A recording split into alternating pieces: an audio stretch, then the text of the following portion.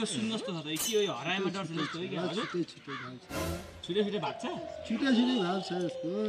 अनि यसको भाउ कति हो यसको 50 यो यो यो यो धेरै चाहिन्छ क्या मलाई यो मलाई भन्दा नि तपाईँलाई चाहिन्छ होइन तपाईँ केटी हो त अनि यस्तो बेच्नुहुन्छ नयाँबाट बोलाइन्छ त बज्दैन यो डम्बर बोलाउँछु त आउनु आउनु बच्छ बच्छ केटाकेटी सुन हाम्रो गाउँ त तपाईँ सुन्दैन नि हाम्रो गाउँतिर होइन सुन्नु न यहाँनिर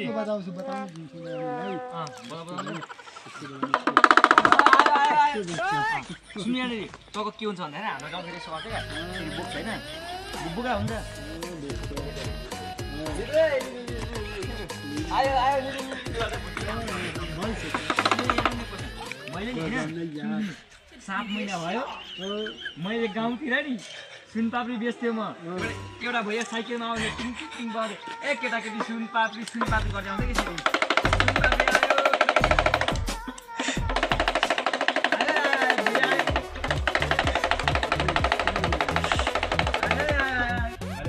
आयो यो तिमीले के चेट्न मिल्छ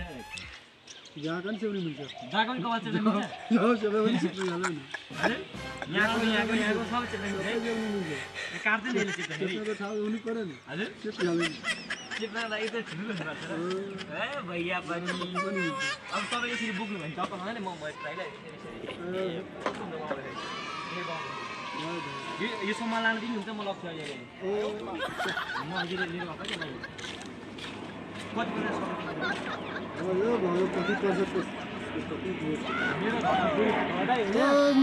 यो म सबै किनिदिन्छु सबै मेरो घरमा बुढी मात्र सबै किन्दै के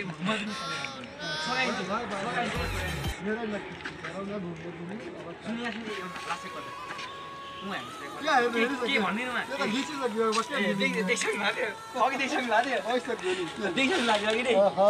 त हेरेलाई सब्सक्राइब गरिदिनुहोस् मेरो यो किन आउनुहोस् भन्नु न